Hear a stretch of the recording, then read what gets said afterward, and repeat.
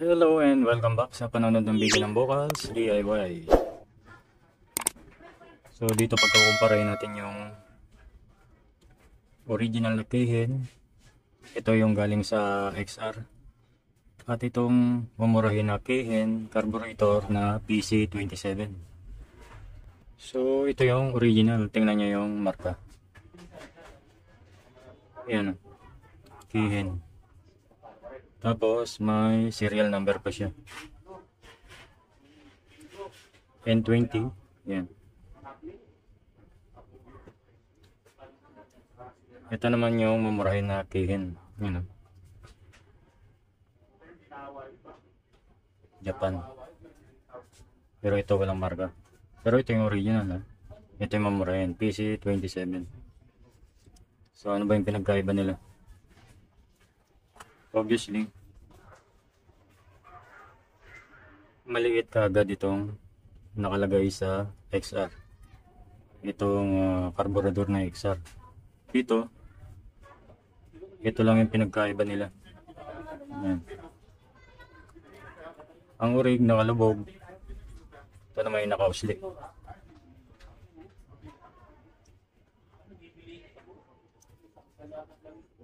Dito sinukat ko to. Pareho lang yung buka or yung diameter nila.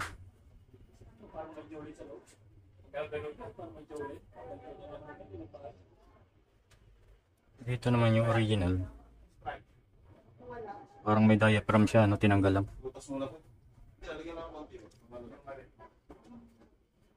So fuel.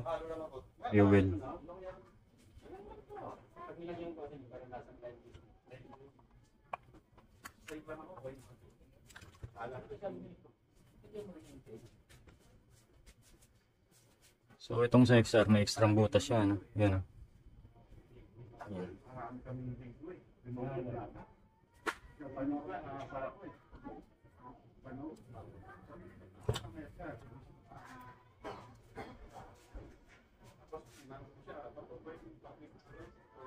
So dito sa ulo niya, maliit ito.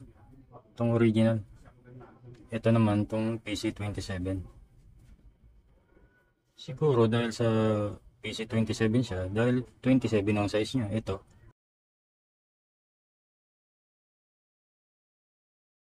Or nakalagay rito N20.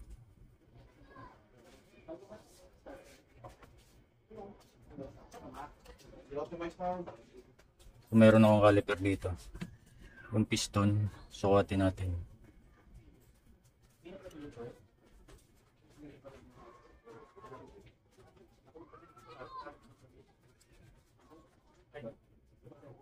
So ito, saradong 22 mm. PC27.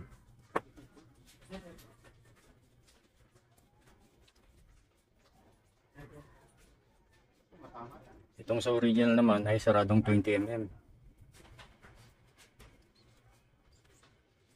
So maliit talaga yung sa original natin.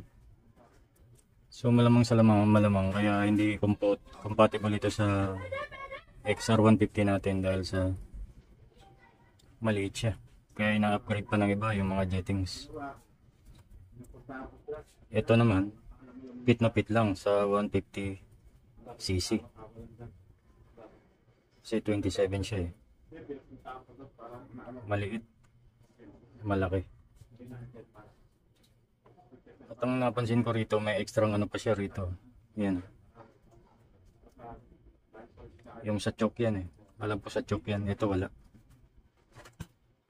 Dalawa lang.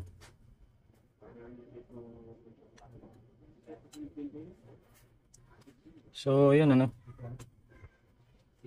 Dahil sa laki niya, kaya ina-upgrade yung carburetor ng XR150 dahil sa maliit talaga siya.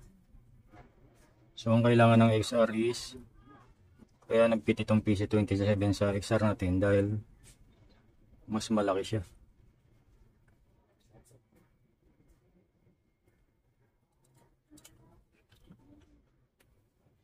Ito sinubukan ko na itong magano eh. mag-jettings. Umubra naman yung jet pilot nito ay linagyan ko ng 40. At saka yung main jet is 110. Umubra naman. Pero meron pa rin siyang mararamdaman mo siya na kapos pa rin. Although umaandar siya. Pero parang nanghihingi talaga siya ng magandang mixture.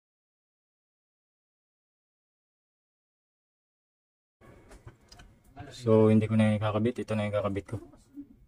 PC27 sa ating XR150. Okay. So that's it.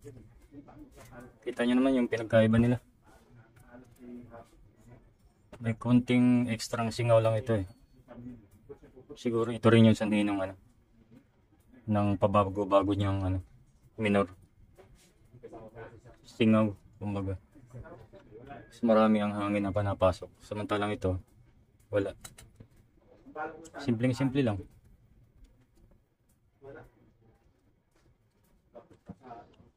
Okay, sana may konting natutunan kayo rito. Kaya ina-upgrade ang mga jettings nito ay dahil sa maliit nga talaga siya. Pero in the end, hindi pa rin siya ubra sa XR150 natin, sa 150cc. So palagay ko pwede ito sa 125 or 110, mga 100cc. So tingnan natin kung aayos siya. That's it. Maraming salamat at kung nagustuhan ng video, please subscribe, then hit the notification bell. And don't forget to like. Thank you.